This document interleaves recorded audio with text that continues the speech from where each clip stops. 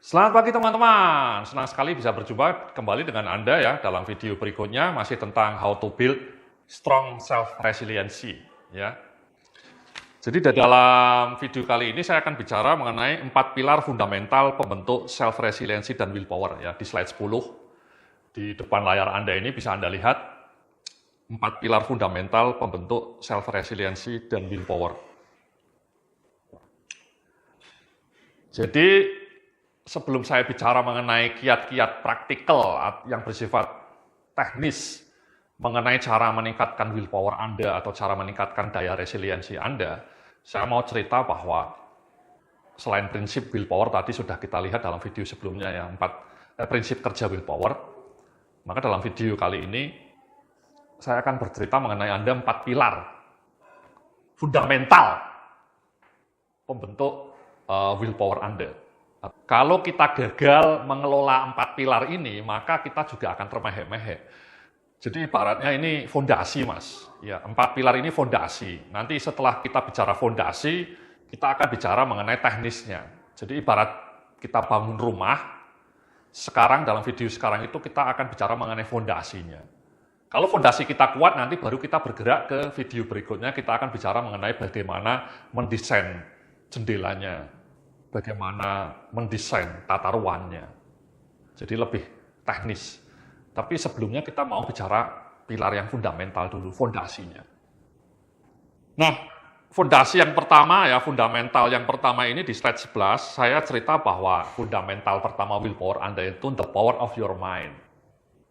Kekuatan mindset kita ya, the power of your mind. Jadi kekuatan pikiran lah, kekuatan pikiran. Jadi itu sangat fundamental teman-teman. Ya, jadi pikiran itu sangat menentukan perilaku Anda. Ya.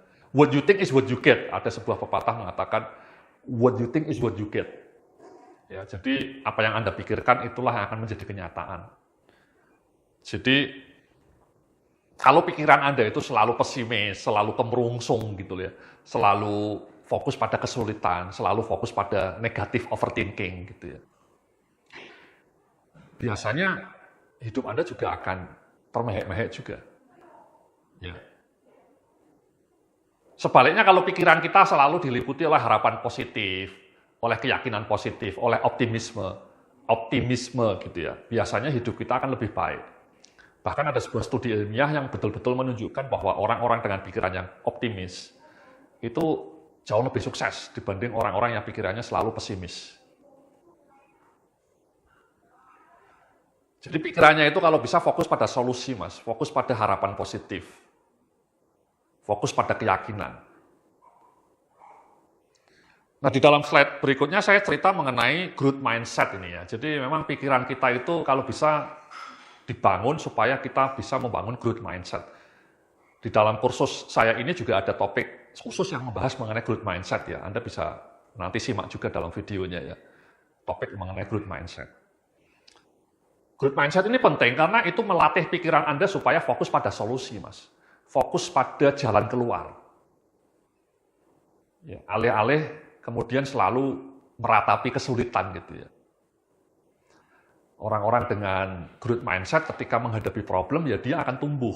Tadi misalnya cerita, tadi saya ngasih di video pertama contoh kasus salah seorang anak SMK jurusan komputer ingin membuat aplikasi Android.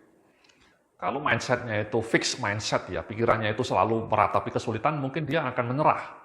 Saya cuma lulusan SMK, saya tidak akan bisa bikin aplikasi Android. Tapi kalau orangnya punya mindset yang growth, dia akan belajar berjibaku. Saya punya teman namanya Darmanto, saya sudah sering cerita, dia bahkan cuma lulusan SMP. Dia dulunya kerja sebagai seorang buruh, dengan hanya gaji UMR gitu ya, UMK ya, di Jakarta, buruh sablon. Dia aslinya Pemalang. Dia merantau ke Jakarta untuk mencari pekerjaan yang lebih baik daripada di kampungnya. Dia kerja sebagai buruh, ya, buruh sablon. Gajinya cuma hanya sekelas UMK, kecil lah. Tapi dia punya growth mindset. Dia waktu cerita sama saya, Pak Yudhya, saya waktu itu ingin sekali belajar mengenai internet. Karena saya lihat internet ini suatu yang ajaib. Padahal dia cuma lulusan SMP loh ya. Begitulah karena growth mindset dia kuat, dia tiap malam belajar mengenai bagaimana mendesain website, bagaimana bikin coding-coding HTML website, bagaimana cara menguasai ilmu SEO. Dia belajar secara otodidak melalui buku-buku yang dia baca di Gramedia. Dia bacanya pun tidak sambil beli ya, dia baca di tempat karena dia tidak punya banyak uang untuk membeli buku. Dan kemudian tiap malam dia mampir ke warnet. Ya, dia ke warnet bukan untuk main game. Dia ke warnet untuk belajar mengenai SEO, belajar mengenai desain website. Dan akhirnya dia bisa. Dan kemudian dia berani menjual keahliannya itu. Dan sekarang dia sukses ya. Setelah laku dia resign. Dan sekarang pulang kampung ke Pemalang, dia sekarang punya karyawan sampai 10 karyawan. Gila kan? Menjual jasa, membuat website, menjual jasa SEO. Dan bahkan sekarang ekspansi jualan kaos secara online. Itu kan luar biasa. Karena dia punya growth mindset. Dia bukan orang yang dengan tipe fixed mindset. Saya nggak bisa bikin aplikasi Android, kemudian menyerah. Saya tidak bisa bikin website, kemudian menyerah. Tapi orang-orang dengan growth mindset selalu berjuang menemukan solusi. Bagaimana caranya? Kalau belum bisa ya belajar. Berjibaku tiap malam ke warnet, tiap malam belajar mengenai aplikasi Android misalnya. Ya, jadi di slide berikutnya saya cerita ini. Growth mindset itu intinya merujuk pada mindset di slide 13 ya. Growth mindset itu merujuk pada mindset seseorang yang selalu fokus pada upaya untuk menumbuhkan kecakapan dirinya. Ya. Jadi fokus pada upaya untuk menumbuhkan kecakapan dirinya, how to upgrade ourselves gitu ya. Fokus pada peluang, fokus pada solusi. Di slide berikutnya ini saya bilang lawan dari growth mindset adalah orang dengan fixed mindset.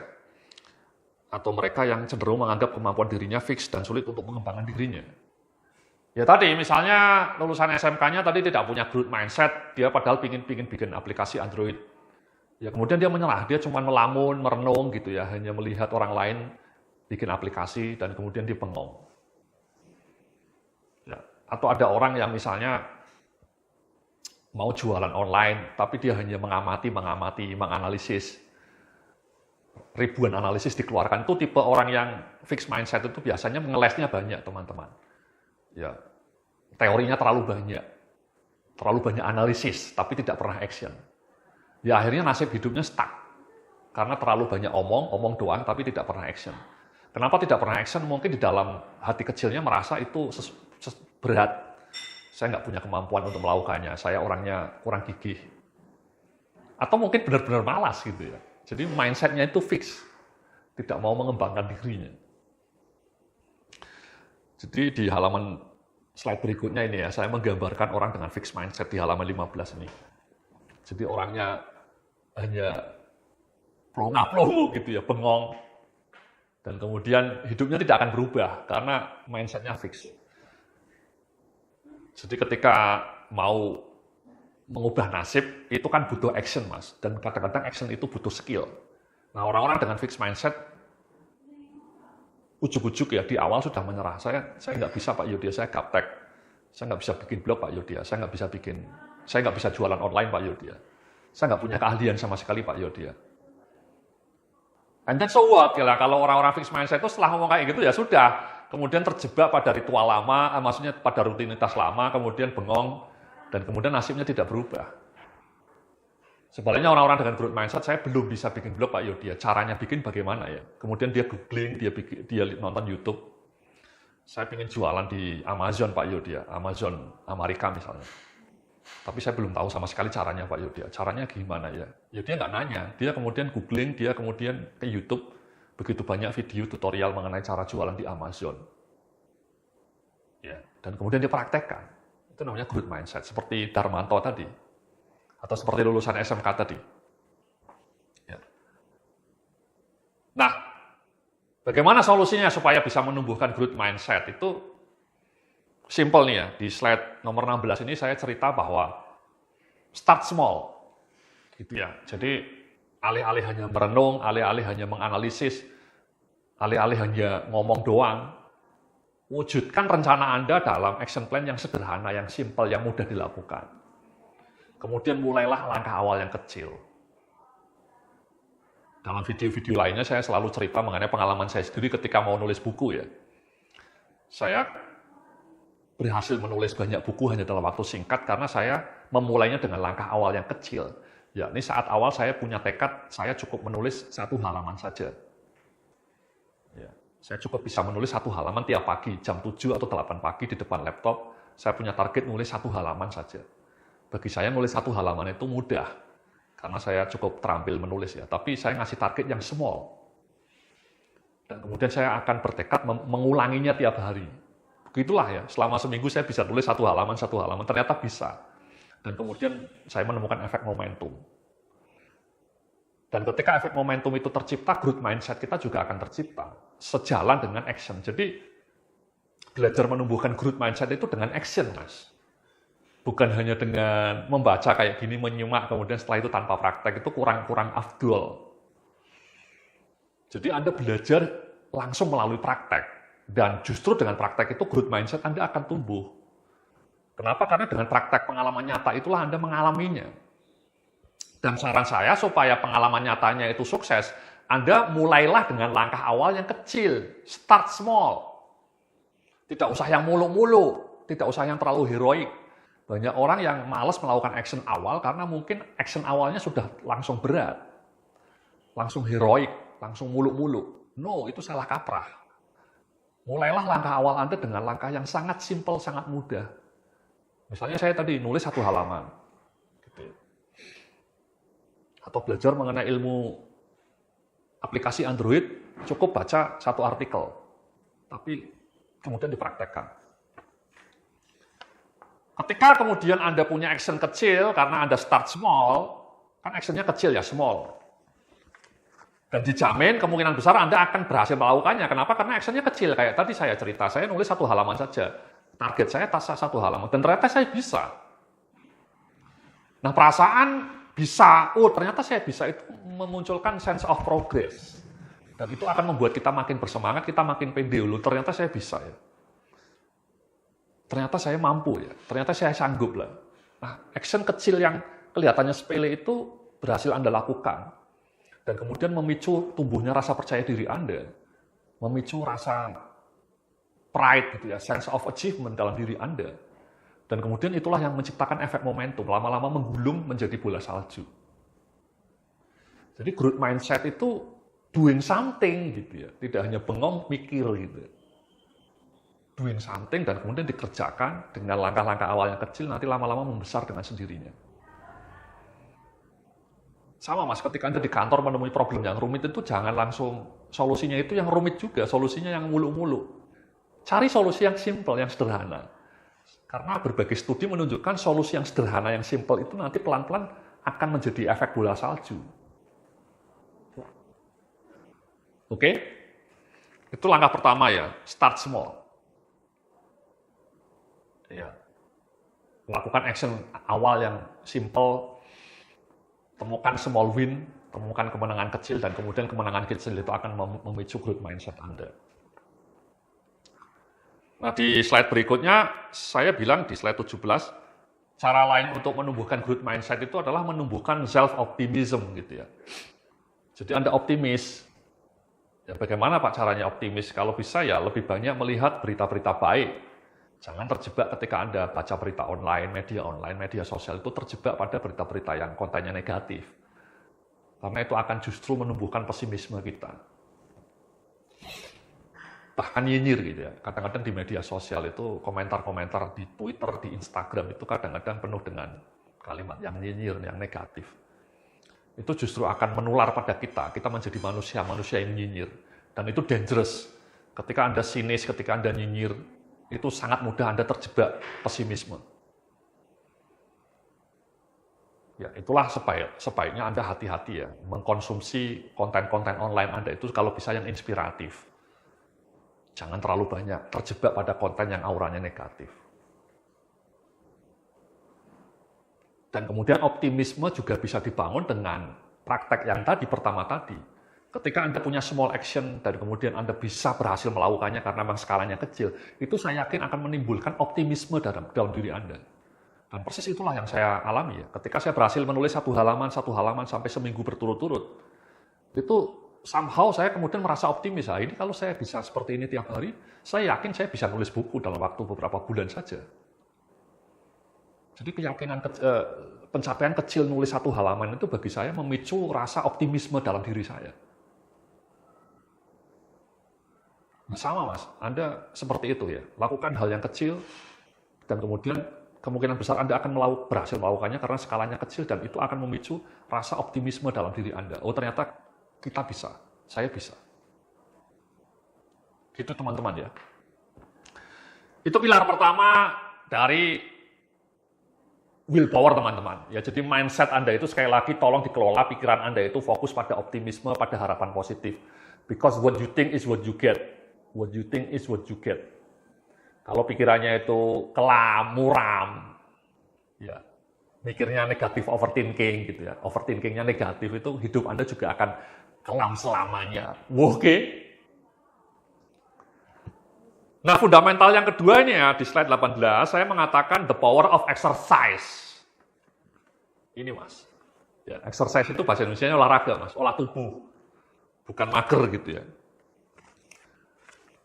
Ini penting Mas, ya jadi memang saya membaca risetnya itu terkejut ya, saya membaca penelitiannya di beberapa jurnal. Itu penelitiannya menunjukkan bahwa cara paling mudah dan simpel untuk membuat willpower, cadangan willpower Anda itu kuat, itu adalah kalau Anda rajin olahraga, rajin bergerak. Sampai-sampai penelitiannya mengatakan kalau Anda betul-betul mau meningkatkan willpower Anda sampai berlipat-lipat atau menjaga willpower Anda, nggak usah bingung solusi apa, atau yang mikir yang teori macam-macam, tidak usah. Cukup kamu tiap pagi jalan kaki, kata dia. Selama 30 menit, misalnya, atau 20 menit. Dan itu yang saya lakukan teman-teman ya. Saya rajin olahraga, saya hampir tiap hari jam 6 pagi selalu olahraga. Jalan kaki selama 30 menit. Dulu saya renang ya, sebelum pandemi. Kenapa? Karena penelitian itu menunjukkan bahwa kalau Anda rajin olahraga, ini menarik nih, ada sebuah eksperimen yang menunjukkan bahwa orang-orang yang rajin olahraga, maka daya resiliensinya akan lebih tangguh, tidak mudah menyerah. Yang pertama. Yang kedua, kreativitasnya tumbuh. Dan yang ketiga, lebih disiplin. Ya. Jadi disiplin orang untuk melakukan olahraga tiap hari atau tiap pagi kayak yang saya lakukan itu ya, tiap jam 6 pagi. Itu menular, teman-teman. Namanya spillover effect. Spillover. Jadi kebiasaan disiplin saya tiap pagi jalan kaki 30 menit itu menular ke kebiasaan-kebiasaan saya lainnya. Saya menjadi lebih rajin menulis buku, saya lebih rajin melakukan action, saya lebih rajin investasi. Jadi itu waktu saya baca penelitiannya ya benar. Penelitiannya mengatakan memang dalam penelitian kami hasilnya orang-orang yang rajin lari misalnya, orang-orang yang rajin goes atau orang-orang yang rajin yoga itu menjadi lebih disiplin dalam pekerjaannya. Kerjaannya lebih rapi, datang tepat waktu, dan lebih disiplin dalam mengelola keuangan, lebih rajin investasi. Jadi itulah the power of exercise, teman-teman. Nah, kalau Anda belum rajin olahraga, nanti caranya bisa kita bicarakan ya. Nanti di dalam video-video berikutnya kita akan bicarakan kiat sederhananya supaya bisa membangun good habit. Salah satunya habit olahraga.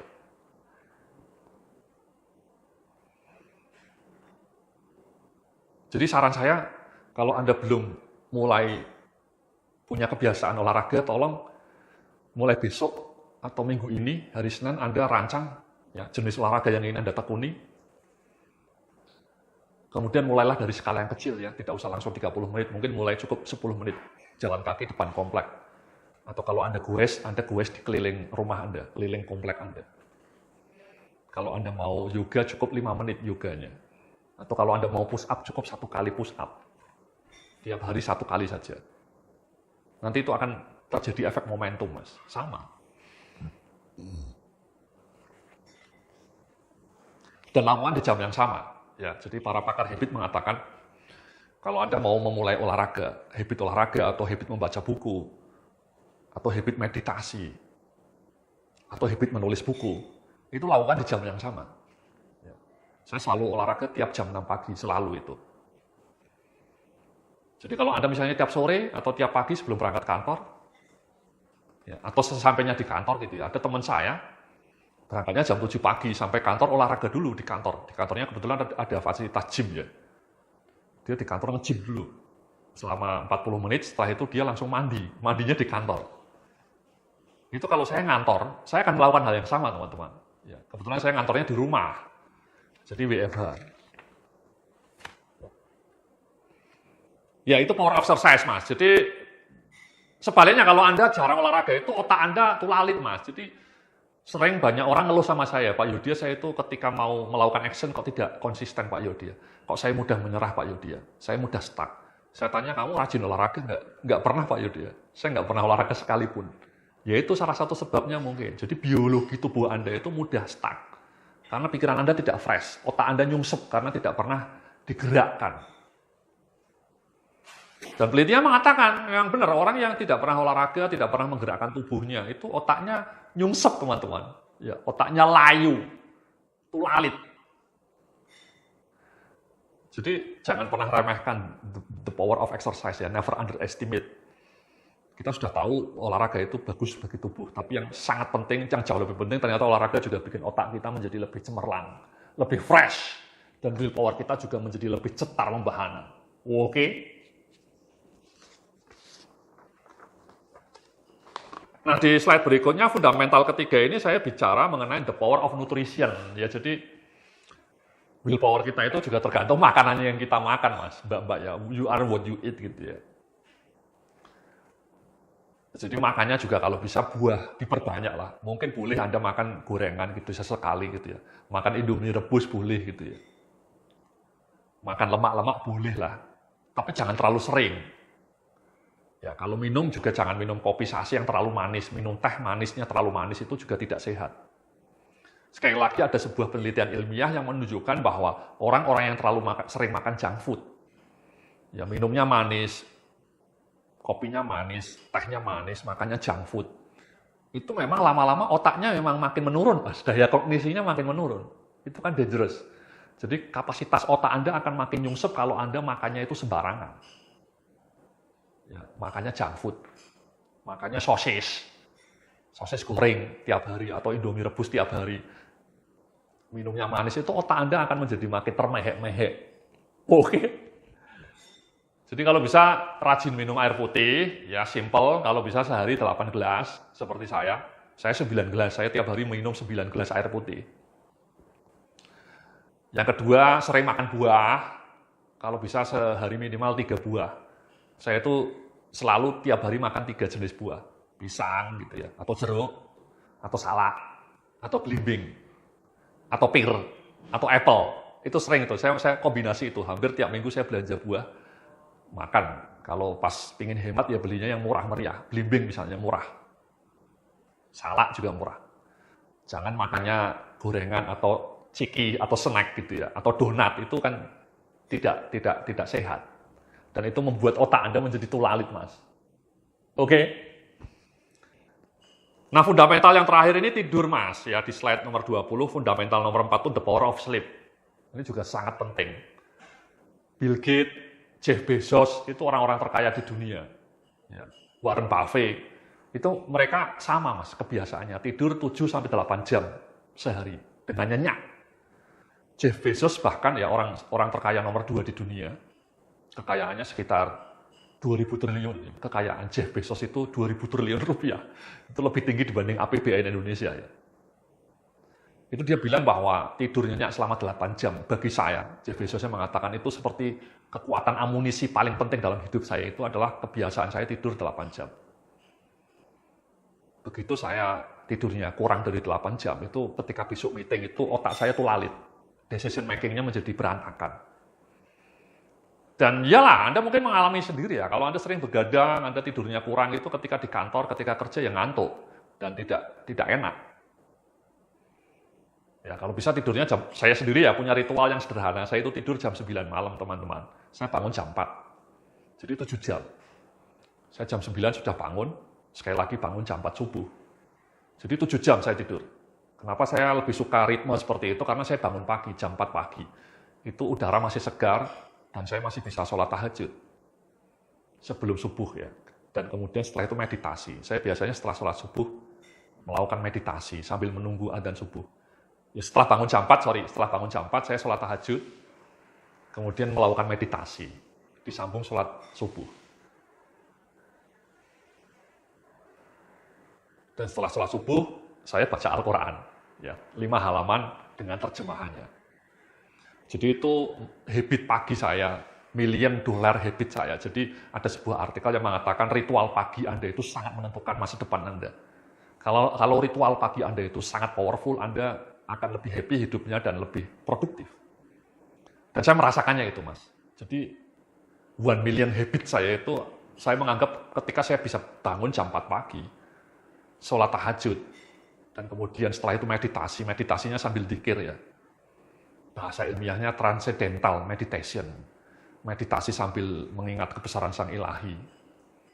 Setelah meditasi, sholat subuh. Sholat subuhnya juga di masjid.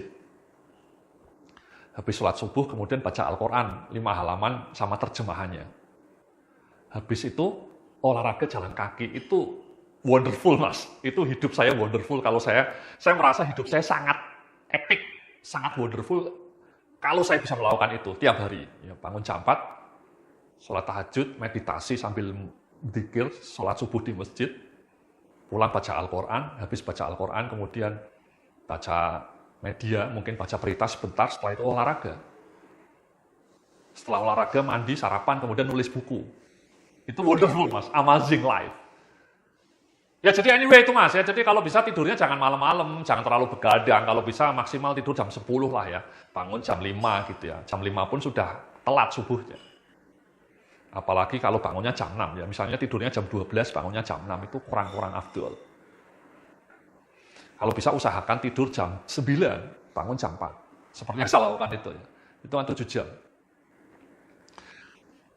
Jadi itulah 4 pilar fundamental, Mas, untuk membangun willpower kita. Jadi fundamental ini harus kita jaga, Mas. Yang pertama tadi the power of mindset. Yang kedua the power of exercise, rajin olahraga. Yang ketiga simple juga the power of nutrisi. Kita makan apa? Makan buah, kalau bisa makan sayur diperbanyak. Kurangi makan minum-minum yang manis. Perbanyak air mineral. Dan yang terakhir the power of sleep, kekuatan tidur. Itu kan hal-hal sederhana semua, Mas ya. Tidur cukup, makan buah, makan sayur.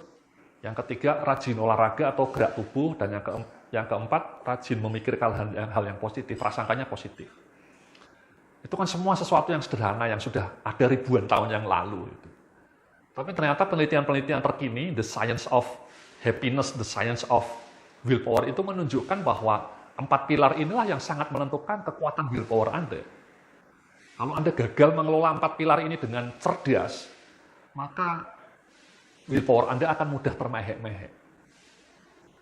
Kalau Anda tidak pernah olahraga, tidurnya malam begadang, makannya sembarangan, kemudian mikirnya terlalu banyak yang negatif karena konten media online, hidup Anda akan berantakan, Mas.